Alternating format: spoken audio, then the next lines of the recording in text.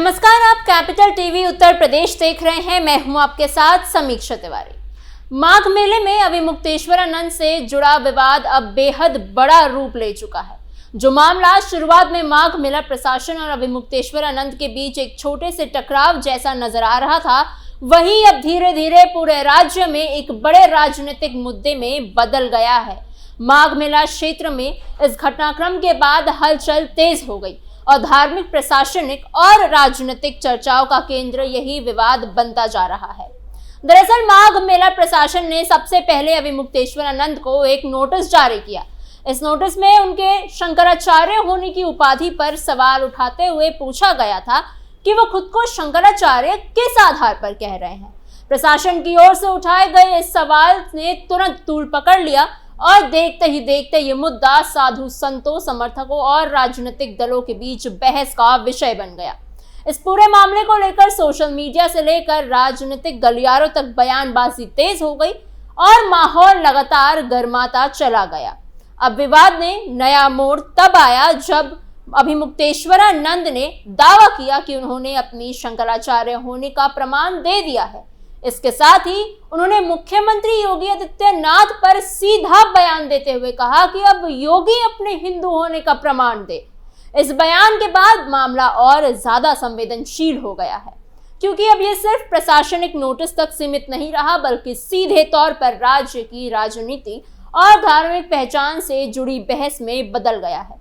इतना ही नहीं, अभिमुक्तेश्वरानंद ने इस मुद्दे पर 40 दिनों का समय देते हुए चेतावनी भी दी है कि अगर तय समय सीमा में हिंदू होने का प्रमाण नहीं दिया गया तो वो अपने संतों के साथ धरना प्रदर्शन करेंगे।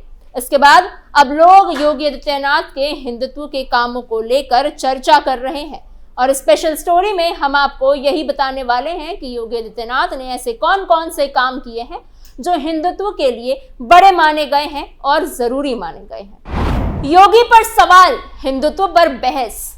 अभिमुक्तेश्वरानंद ने विवाद को और बड़ा बना दिया जब उन्होंने मुख्यमंत्री पर सवाल करते हुए कहा कि वो प्रमाण दे कि वो एक असली हिंदू हैं।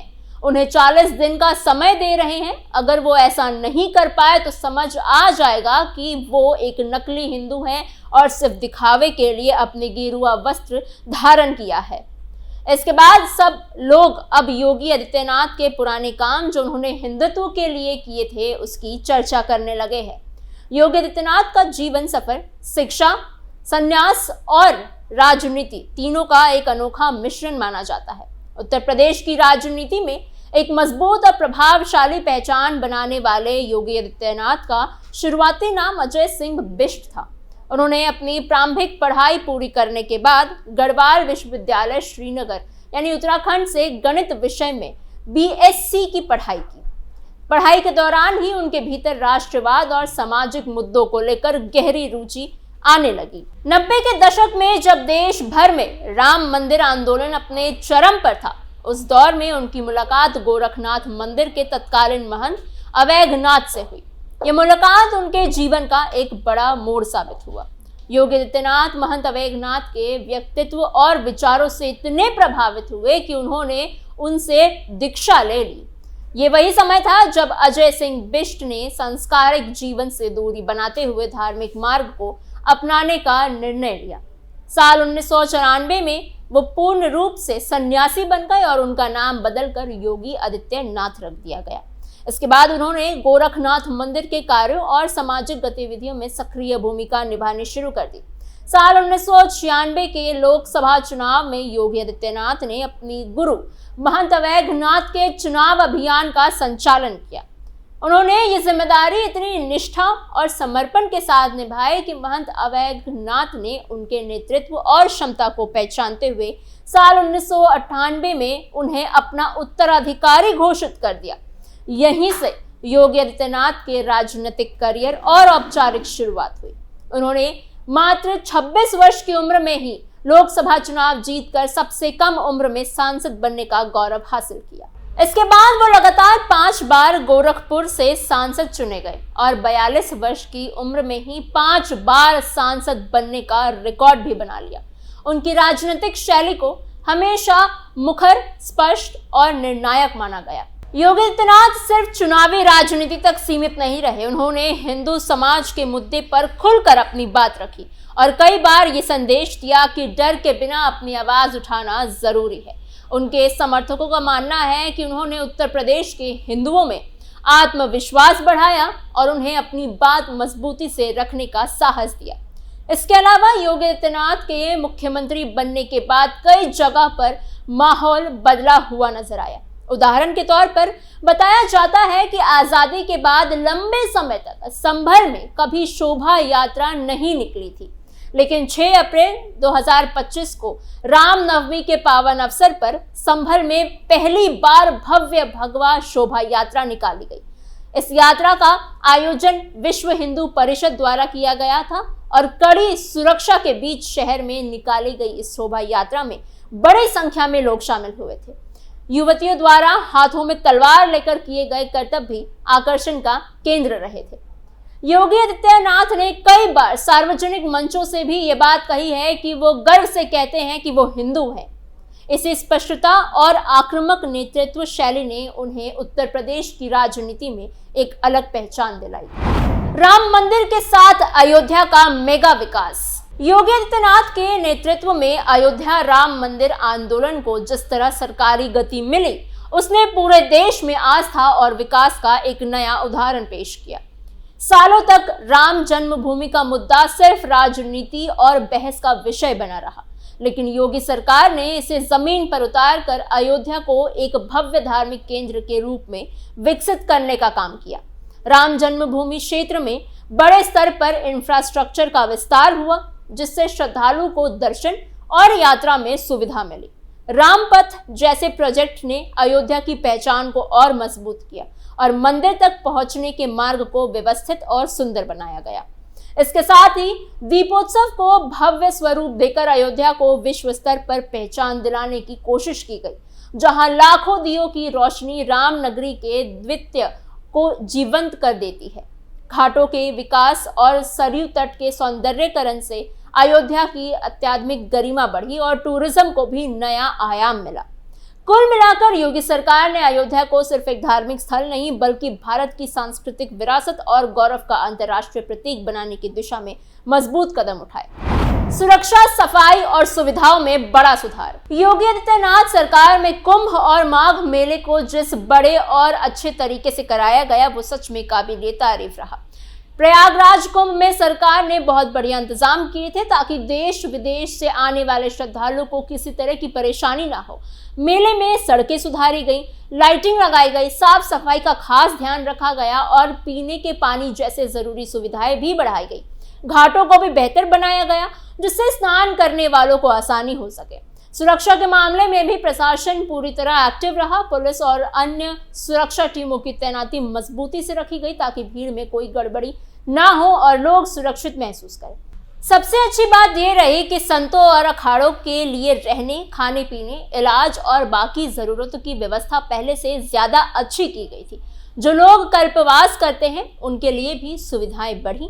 कुल मिलाकर योगी सरकार ने कुंभ को सिर्फ एक मेला नहीं, बल्कि आस्था का महापर्व बनाकर दिखाया और ये साबित किया कि सही प्लानिंग हो तो इतना बड़ा आयोजन भी अच्छे से और शांतिपूर्ण तरीके से कराया जा सकता है। लव जिहाद मामलों पर कड़ा एक्शन। योगी आदित्यनाथ सरकार ने यूपी में धर्मांतरण और लव जिहाद जैसे मुद्दे पर जिस तरह से सख्त कदम उठाए, उसे बहुत लोग समाज की सुरक्षा और बेटियों की हिफाजत के लिए जरूरी मानते हैं।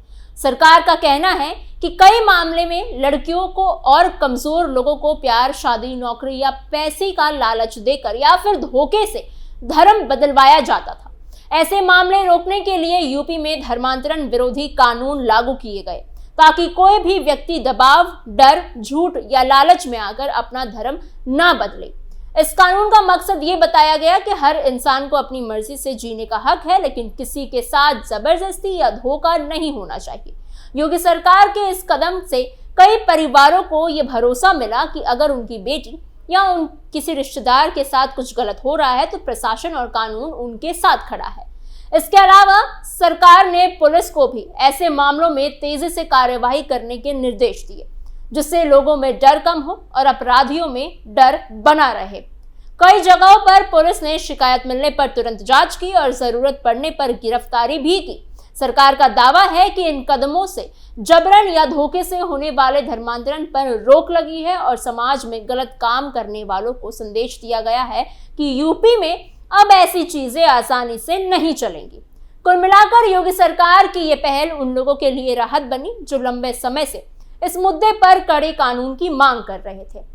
इससे यह भी दिखता है कि सरकार कानून व्यवस्था को मजबूत करके आम लोगों को सुरक्षित माहौल देने की कोशिश कर रही है। योगी सरकार की गौ रक्षा में बड़ी पहल। योगी आदित्यनाथ सरकार ने यूपी में गौ रक्षा और गौवंश संरक्षण को लेकर जो काम किए हैं वो सच में सराहनीय है।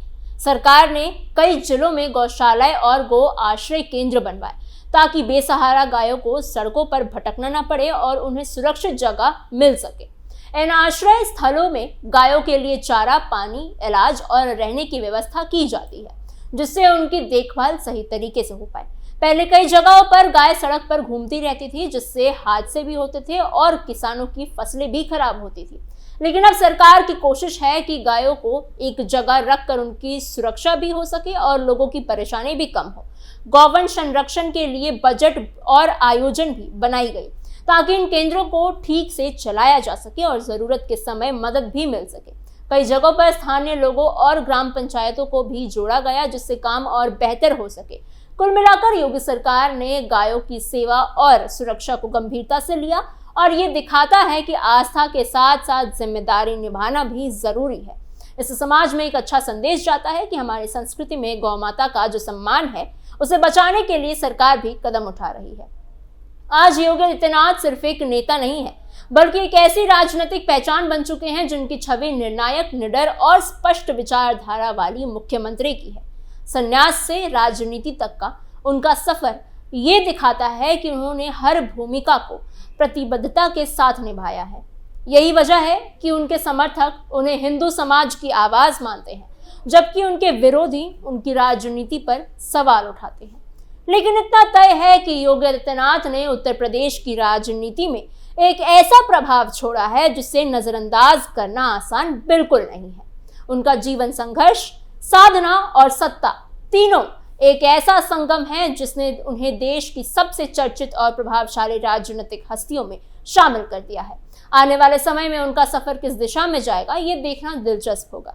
लेकिन उनकी कहानी अब सिर्फ एक व्यक्ति की नहीं बल्कि एक पूरे युग की राजनीतिक और सामाजिक बदलाव की कहानी बन चुकी है।